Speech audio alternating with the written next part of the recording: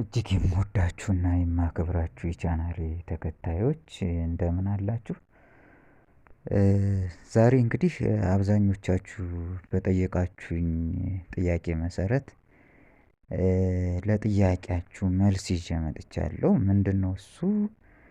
ብዙዎቻችን ሶሻል ሚዲያ ላይ ውጤታማ አልሆንም፣ ስራ ልናቆም ነው የሚል ጥያቄ ጠይቃችሁኛል። አዎ ልክ ናችሁ። የሞከረ ሁሉ አይሳካለትም። ለምንድነው የማይሳካልን ብለን ግን መጠየቅ ለስኬታችን መንደርደሪያ ዋና መነሻ ሀሳብ ይሆናል ማለት ነው። ለምን መሰላችሁ? ብዙዎቻችን እንደምናደርገው እንግዲህ ምንድነው? አንድ ሰው ለምሳሌ ቲክቶክ ላይ በዳንስ ብዙ ፎሎወር አግኝቶ ከሆነ እኛም መደነስ ነው ብዙ ጊዜ የተለመደው። ሲዘፍን መዝፈን ነው፣ ሲሮጥ መሮጥ ነው፣ ስፖርት ሲሰራ ስፖርት መስራት ነው። እሱም መሆን መቻል የለበትም። ለምሳሌ አትሌት ኃይሌ ገብረስላሴ ጥሩ ሯጭ ስለሆነ ሁሉም ሰው ሯጭ ይሆናል ማለት መቻል የለብንም። ሌላውም እንዲሁ በተመሳሳይ። ስለዚህ ምን ማለት ነው እሱ? የኛን ችሎታ የኛ ተሰጥኦ ምንድነው ብለን መለየት መቻል አለብን።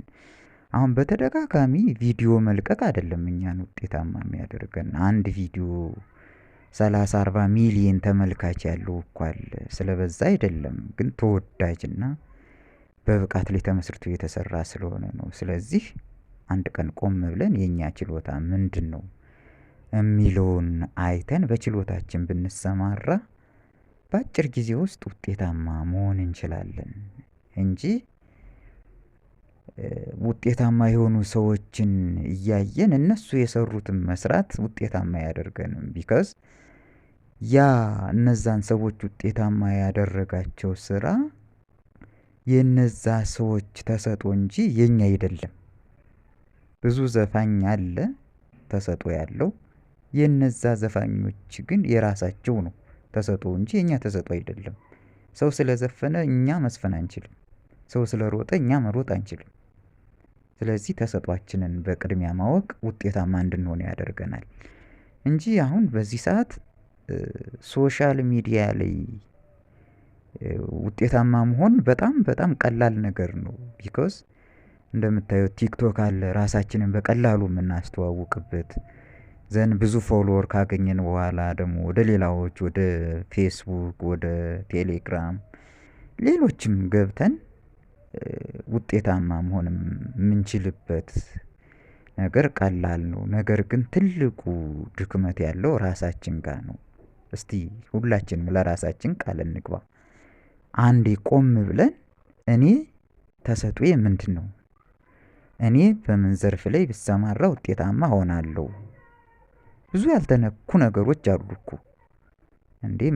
መዝፈን፣ መደነስ፣ እንደዚህ እነዚህ ብቻ ናቸው እንዴ መሰራት ያለባቸው ነገሮች?